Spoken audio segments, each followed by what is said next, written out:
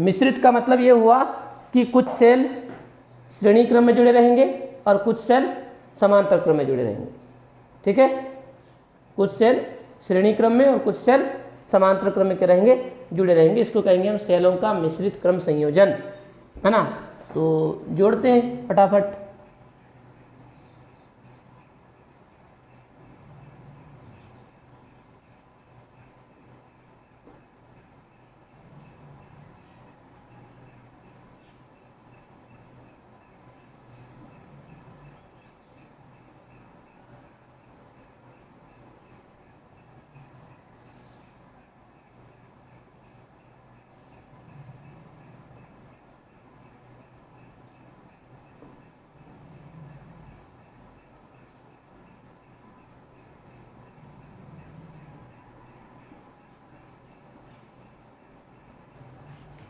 Okay, इस तरह से हम जोड़ते चलेंगे। ठीक है, डायग्राम में कोई दिक्कत नहीं होनी चाहिए, है ना। इस तरह से हमने बना लिया। हर पंक्ति में यहाँ पर सेल कितने हैं आप देख सकते हैं कि यहाँ पर मैंने प्रत्येक सेल का जो विद्युत वाहक बल रखा हूँ ई, और आंतरिक वितरण कितना रखा हूँ आर रखा हूँ। ठीक है, और हर सेल में प्लस माइनस लगा दिया, हर जगह ई लिख दिया, हर जगह आर लिख दिया, और यहाँ से तीर का निशान लगा दिया। ये धारा ऐसी बहती हुई यहाँ पर पहुँच जाएगी और फिर से ये इस तरह से हो जाएगा। ठीक है, और हर पंक्ति में, पंक्ति किसको बोलते हैं मालूम है?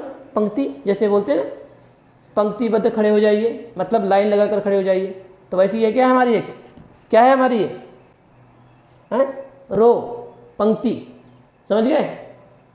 तो हर पंक्ति में कितने सेल लगे हुए हैं? एन सेल लगे। हर पंक्ति में कितने सेल लगे? N cell. समझ में आई बात? प्रत्येक पंक्ति में सेलों की संख्या कितनी है बोलो? एन। और ऐसी एन सेलों वाली एम पंक्तियां हैं, एम पंक्तियां, एन सेलों वाली एम पंक्तियां हैं। ठीक है, तो कुल सेल कितने होंगे?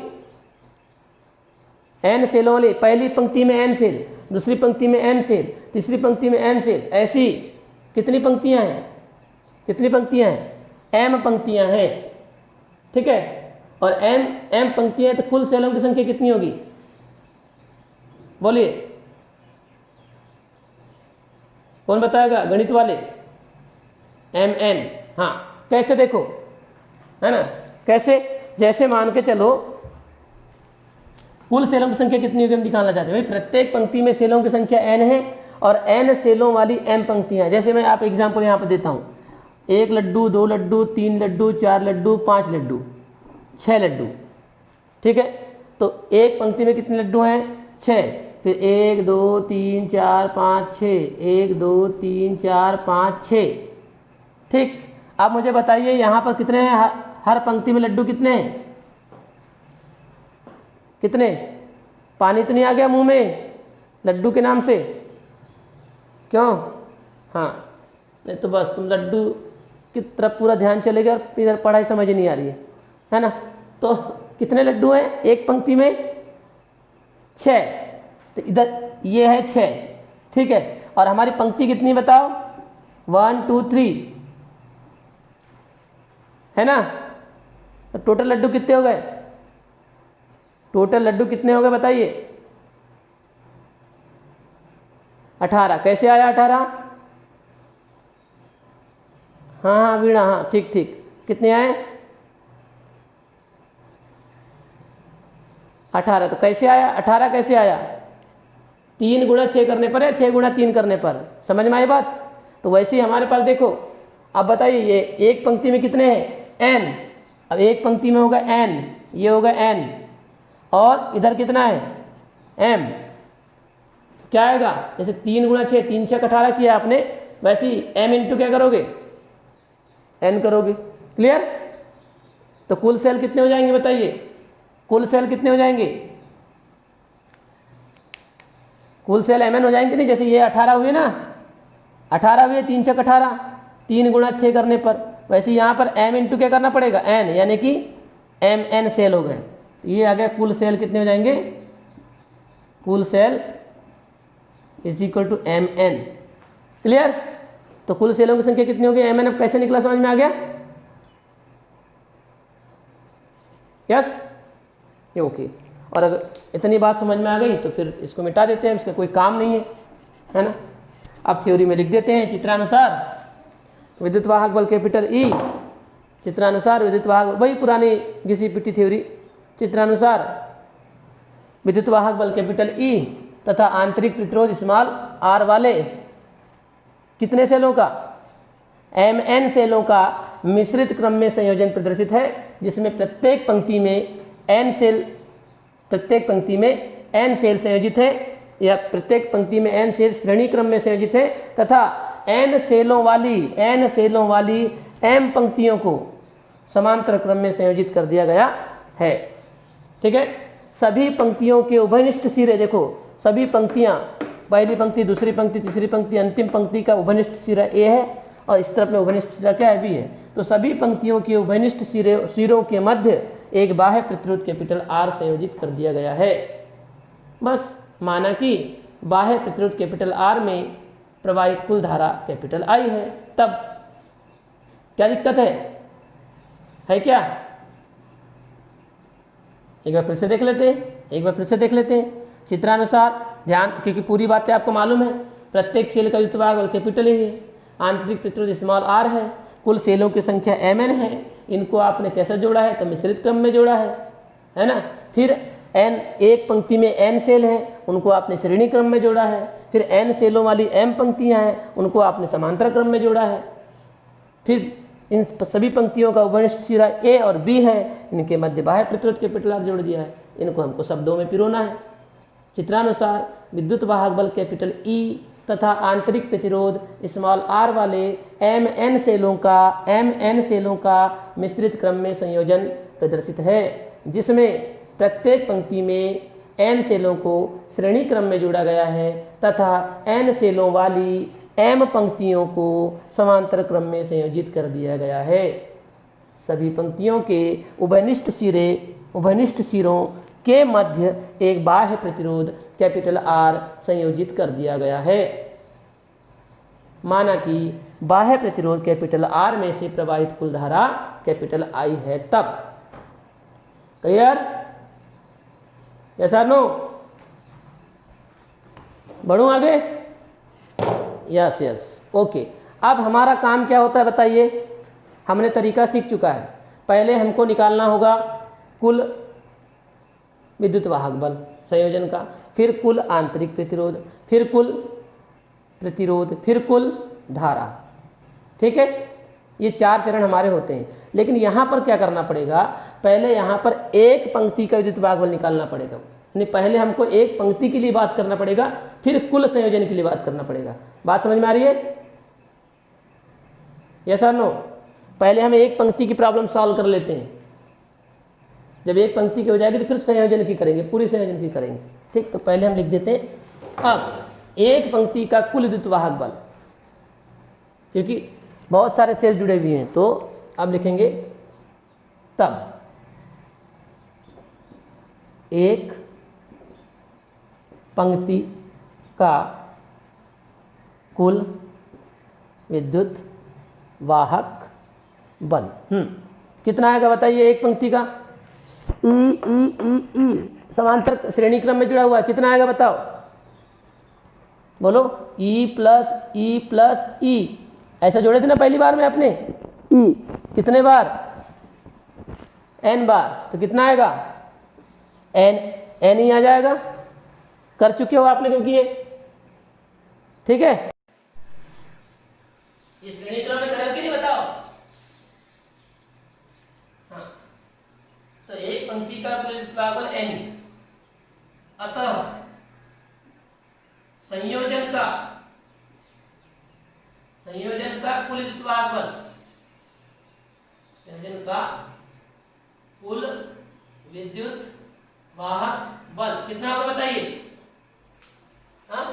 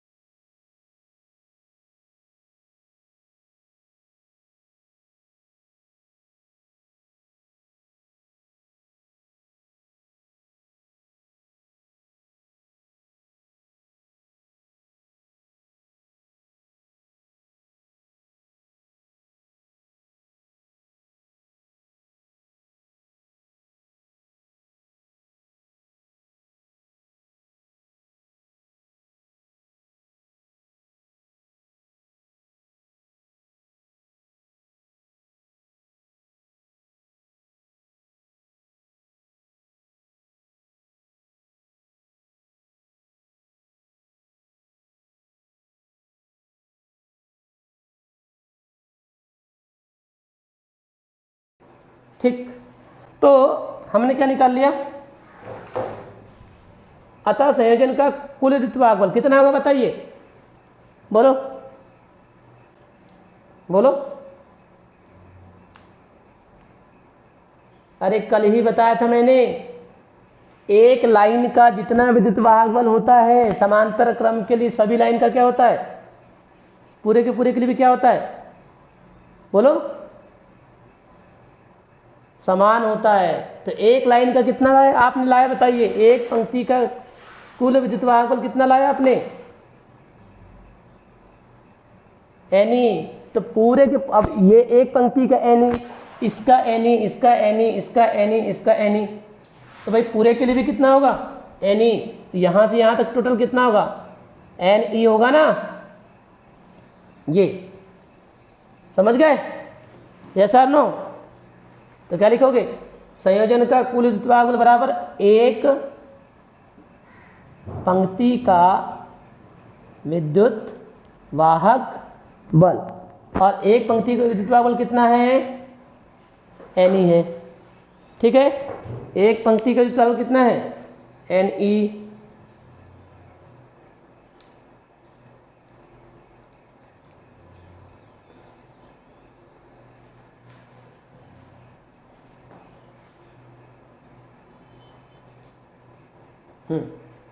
दिख रहा है अब एनी, राइट। ये निकल गया कुल विद्युत वाहक बल। आप क्या करोगे, पहला काम खत्म हो गया विद्युत वाहक बल निकालने का। अब क्या करोगे, आंतरिक प्रतिरोध, तो उसमें भी क्या करना पड़ेगा, पहले आपको एक पंक्ति का आंतरिक प्रतिरोध निकालना पड़ेगा, पहले निकालना पड़ेगा कि नहीं, हाँ। तो अब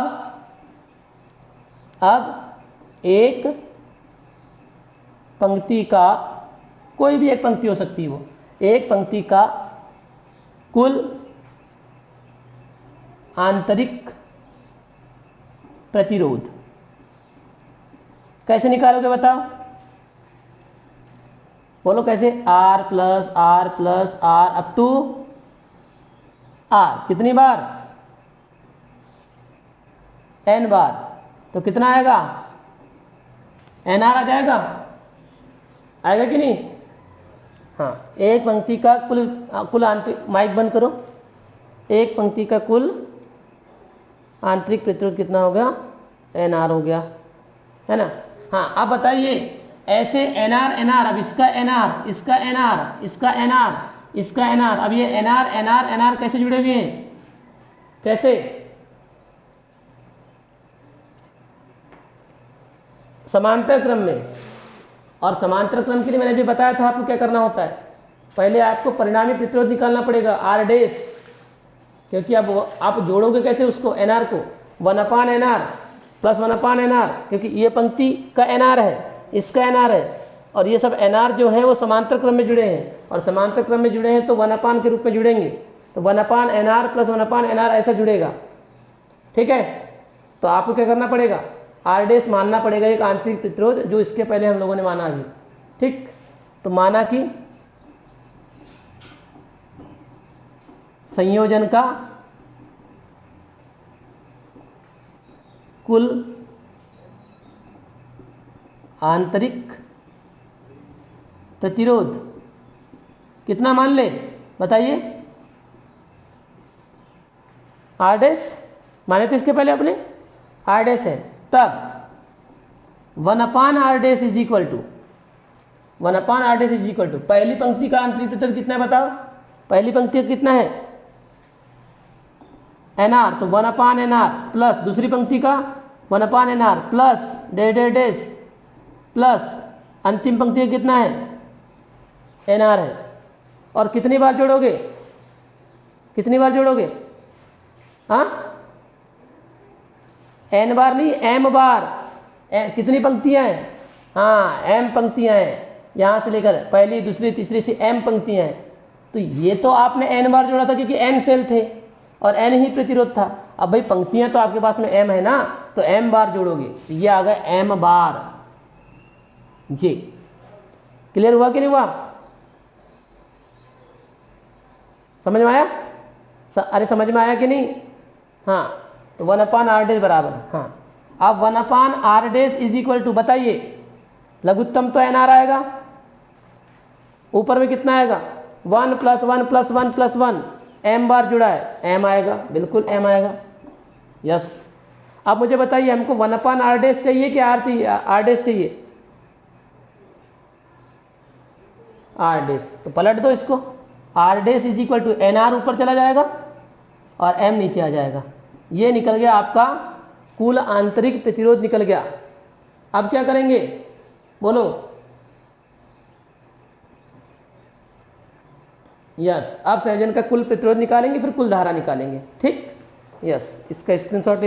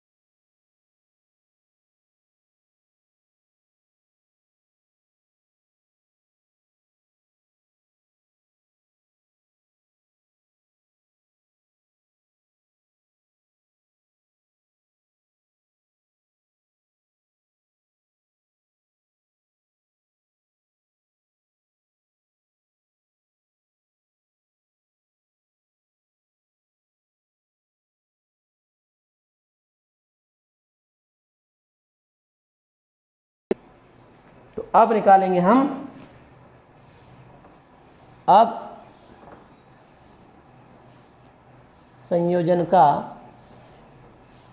कुल प्रतिरोध। कैसे निकालते हैं आपको मालूम है, आंतरिक प्रतिरोध प्लस बाह्य प्रतिरोध। किसको नहीं मालूम बोलो? अरे किसको नहीं मालूम? सबको मालूम है, आंतरिक प्रतिरोध प्लस बाह्य प्रतिरोध। हाँ, आंतरिक प्रतिरोध कितना है बताओ? nr/m प्लस बाह्य प्रतिरोध कैपिटल R। हल करिए, nr प्लस m का गुणा करो mr/m। कुल कुल प्रतिरोध निकल गया। अब कुल प्रतिरोध के बाद क्या करोगे, बोले? अब प्रतिरोध R में से प्रवाहित कुल धारा, क्या होता है कुल धारा का सूत्र? I इज इक्वल टू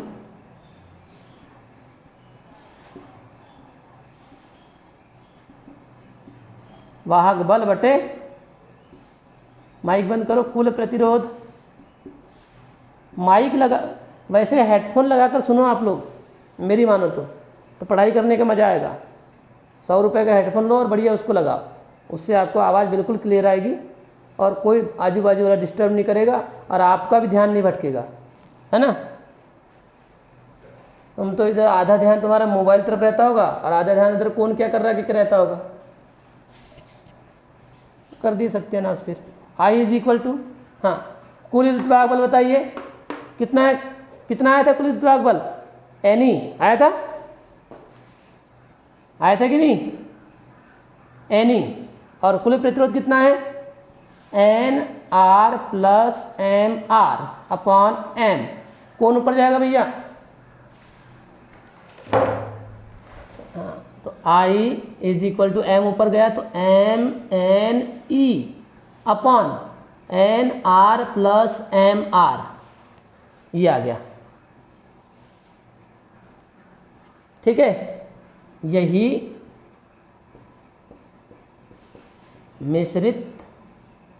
मिश्रित क्रम संयोजन में कुल धारा के लिए व्यंजक है। ठीक, और ये मुस्कुराइए, आपका चैप्टर यहीं पर खत्म होता है ना। इसमें भी फिर इसकी कंडीशन भी अगर बनाना है तो कंडीशन होती है, लेकिन हम इसको नहीं बता रहे हैं क्योंकि 3 नंबर में आजकल पूछता है और 3 नंबर में जितना हमने बना दिए ना ये बहुत है 3 नंबर के लिए। समझ में आ रही बात? यस और नो? क्योंकि हमारा जो डायग्राम है वही इतना बड़ा है। हमारा डायग्राम कितना बड़ा देख रहे हैं ना, अपन ने n सेल जोड़े हैं, फिर m पंक्तियां बनाए हैं, तो इतने सारे सेल बनाए हैं, फिर हमने कुल विद्युत वाहक बल निकाला है एक पंक्ति का, फिर कुल संयोजन का, फिर कुल आंतरिक प्रतिरोध निकाला एक पंक्ति का, फिर कुल संयोजन का निकाला, फिर कुल प्रतिरोध निकाला, काफ़ी बड़ा हो जाता है। 3 नंबर के लिए पर्याप्त है आपको मिश्रित क्रम संयोजन, और वैसे कम पूछता है इसको, है ना, तो 3 नंबर के लिए पर्याप्त है। ठीक, तो ये हो गया आपका श्रेणी क्रम संयोजन, समांतर क्रम संयोजन, मिश्रित क्रम संयोजन, तीनों संयोजन हो गए। ठीक है, और इसी के साथ आपका कोर्स यहीं पर दम तोड़ता है।